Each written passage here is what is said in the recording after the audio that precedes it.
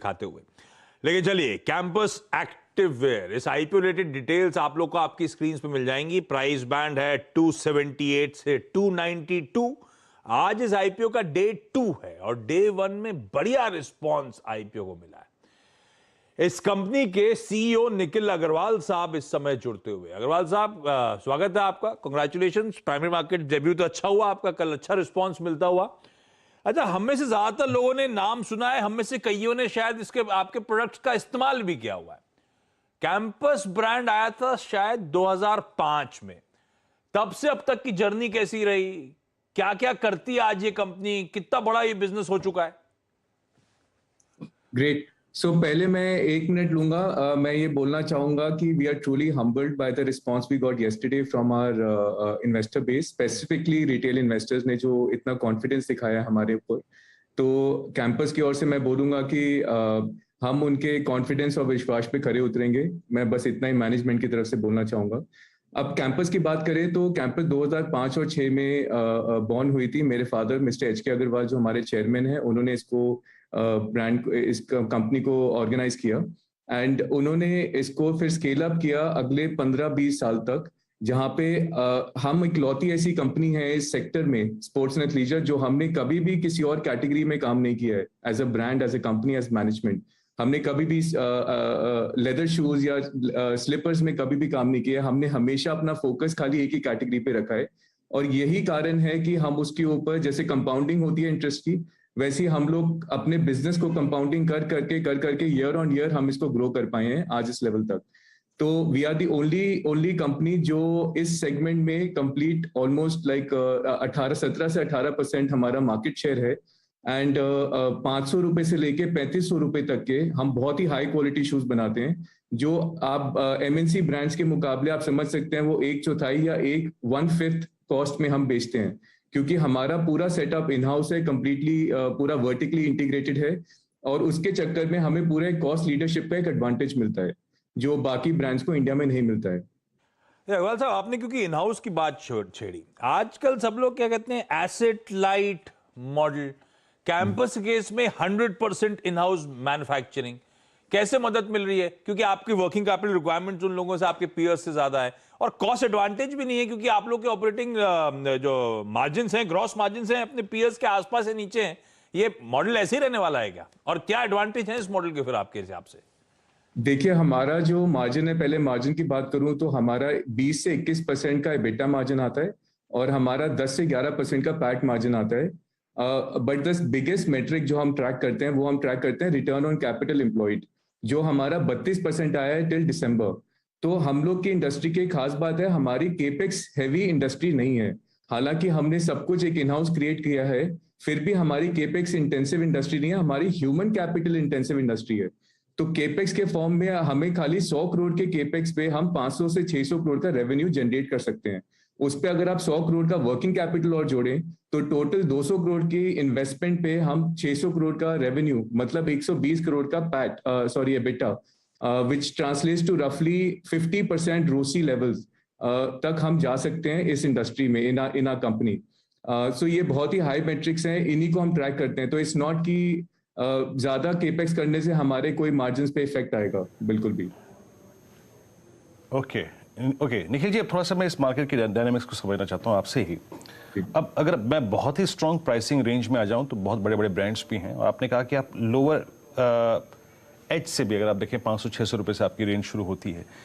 बीते 2 साल में लोगों का, स्पेशली छोटे शहरों में, जो अनऑर्गेनाइज से ऑर्गेनाइज की तरफ कितना शिफ्ट हुआ है, प्लस इस कैटेगरी में अगर आप देखें, इस प्राइस रेंज में जो इंपोर्टेड अगर आप देखें जो शूज़ होते हैं, उनका भी बहुत बड़ा एक चैलेंज है।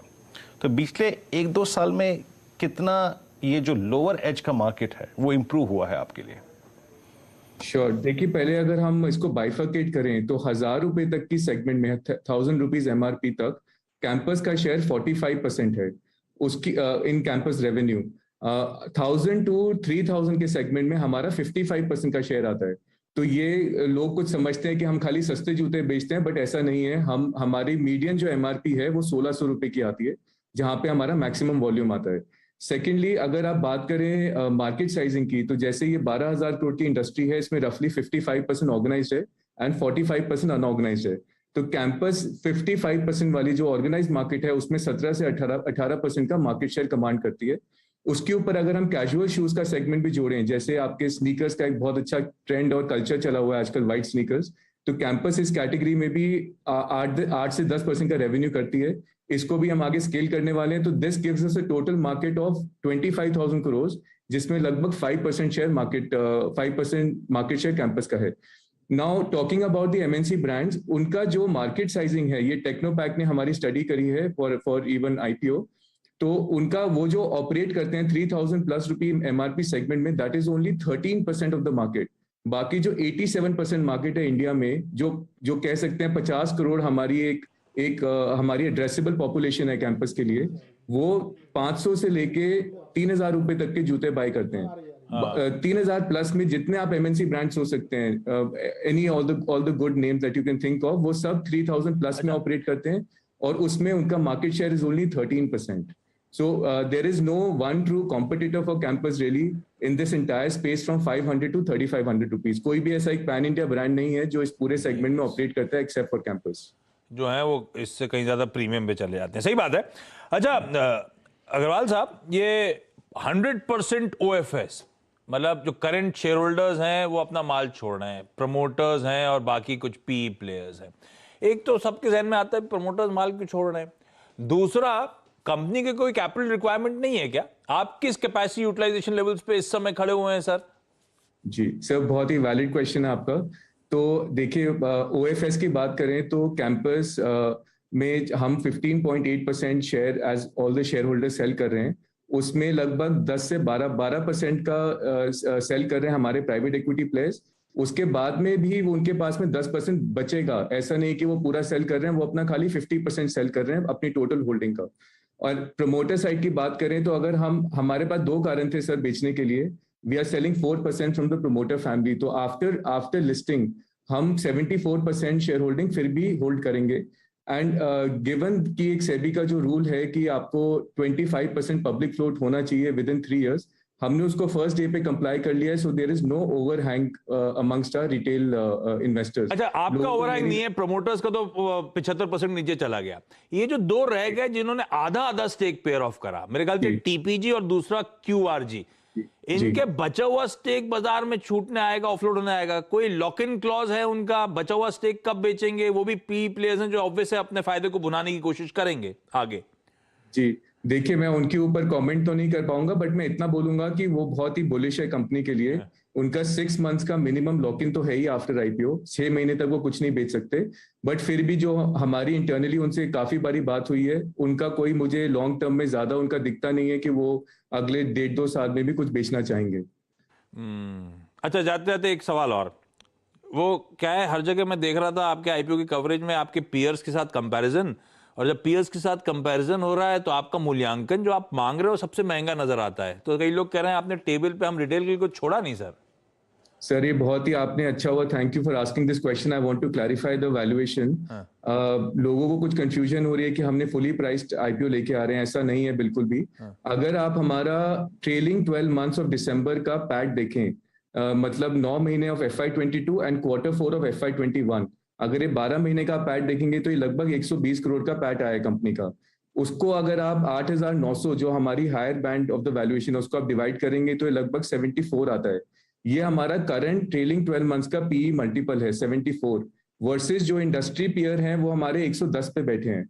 तो गिवन कि हमारी लीडरशिप है, हम इस कैटेगरी के एक मोनोपोलाइज करते हैं in a way this category. We have actually left a lot on the table by 30 to 35 P multiples compared to our peers.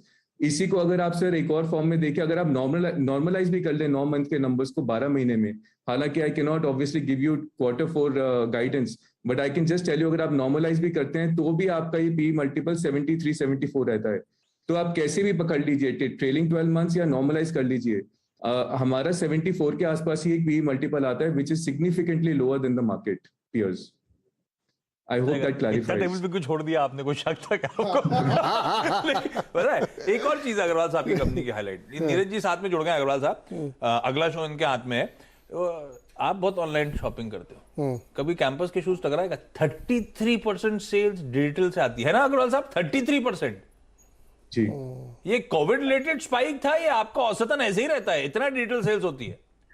नहीं सर, तो एक्चुअली इसकी खास बात यह है कि कैंपस क्योंकि एक 16-17 साल पुराना ब्रांड है और एक छोटे शहरों से हमने शुरू किया इस ब्रांड को, टियर 2 एंड टियर 3 मार्केट से।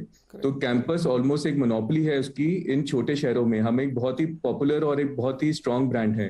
तो वहां से जब हमने अपना ऑनलाइन चैनल शुरू किया 2019 में, 3 साल पहले, तो हमें उसका एक बहुत ही अच्छा रिस्पॉन्स मिला क्योंकि हमारा एक एंड कंज्यूमर ऑलरेडी इस ब्रांड को जानता था। वो ऑलरेडी कैंपस के जूते पहन चुका था, उसको साइज, फिट, क्वालिटी सबके बारे में मालूम था। वर्सेस कि आप कोई भी न्यू ब्रांड अगर 2 साल में लॉन्च करता है तो उसके लिए बहुत सारे ट्रायल एंड एरर होते हैं किसी भी एंड कंज्यूमर के लिए। वो ऑर्डर करता है, रिटर्न करता है, बट कैंपस में वो जानता था उसको क्या मिलने वाला है। तो हमें बहुत ही अच्छा इसलिए रिस्पॉन्स मिला है ऑनलाइन। जो हमारी ग्रोथ हुई है ऑनलाइन की लगभग till 9 months FY22 we have grown from 5 crores 3 years back to 350 crores only in 3 years online. And also I would want to highlight कि ऑनलाइन हमारा एक सबसे हाई एबिटा मार्जिन चैनल है, more than even trade distribution. तो ये एक बहुत ही गर्व की बात है कंपनी के लिए और एक एंड कंज्यूमर्स ने इसको बहुत ही अच्छे से एक्सेप्ट किया है हमारे ऑनलाइन चैनल को। अग्रवाल साहब, बेस्ट विशेस आपके इस ऑफरिंग के लिए। सक्सेसफुल तो हो ही गया है क्योंकि पहले दिन ही भर गया है, तो अब जब लिस्टिंग होगी तब आपसे वापस रिकनेक्ट करेंगे और तब फिर जो Q4 का आपने आंकड़ा अभी एल्यूट किया है उस पर डिटेल में फिर हम लोग बातचीत करेंगे, आगे फाइनेंशियल्स पे आपसे बातचीत करेंगे। थैंक यू सो मच जुड़ने के लिए आज। Thank you. आपके रायबरेली के पास बड़ा शोरूम है? बिल्कुल घर के पास में, और अब चूंकि एकदम घर के पास में हो तब आप दिन में 4 बार उससे दोस्ती हो जाती है, तो मैं तो ऐसे ही चैनल चेक कर लेता हूँ कैंपस का। नहीं, जूते बहुत लंबी रेंज है इनकी, इसमें कोई शक नहीं, बहुत बहुत बड़ी रेंज है इनकी। अभी बता रहे थे 500 से 350, 500 में क्या वो पीटी शूज आते हैं? 500 रुपये तो जो, हाँ आजकल वो फैशनेबल हो गए, लाल पीले चौक रगड़ के एक्सरसाइज से सुबह असेंबली से पहले साफ कर लेते हैं। वाइट होते थे, आजकल जो चलते ना नीले, हरे, पीले, गुलाबी, वो वाले 500-600। अदरवाइज इनकी रेंज जो है 1500 से 2500 के बीच की है, ठीक ठाक जूते जो इनके हैं। लेकिन ठीक है, बहुत अच्छा शो। नहीं, वैल्यूएशन का कंसर्न था, वो भी बढ़िया तरीके से कैश मैनेजमेंट ने आंसर कर दिया। चलिए, भारतीय बाजार भाई बुरे नहीं है बाजार, जिस तरह से सुबह अपन क्यूज पकड़ रहे थे, पर वही 150 पॉइंट तो अभी भी कमजोर है ही है, कुछ कर नहीं सकते। 17,000 को पकड़ के खड़ा है निफ्टी, छोड़ नहीं रहा है। कुछ ना कुछ अच्छा ही ढूंढ ही लेते हैं। हाँ तो बिल्कुल, और ये स्ट्रॉन्ग बेस है, 17,000 के नीचे नहीं जा रहा। और देखिए जिस तरीके से मार्केट इस वक्त खड़ा हुआ है ना, मुझे लग रहा है कि सेकंड हाफ में कहीं रिकवरी ना आ जाए जोरदार। भाईजान नीचे अच्छा है, एक्सपायरी -1 पेनल्टीमेट सेशन है ना। हाँ तो आज पेनल्टीमेट सेशन में डी-डे की झलक दिखेगी आपको कमाई के अड्डे में। तो चलिए अब हम लोग चलते हैं ट्रेडर्स हॉटलाइन की तरफ, और उसमें आपके बहुत सारे सवालों के जवाब देंगे और साथ ही महिंद्रा लॉजिस्टिक्स के मैनेजमेंट से बात करेंगे नतीजों पर। लेकिन शुरुआत सुर्खियों के साथ।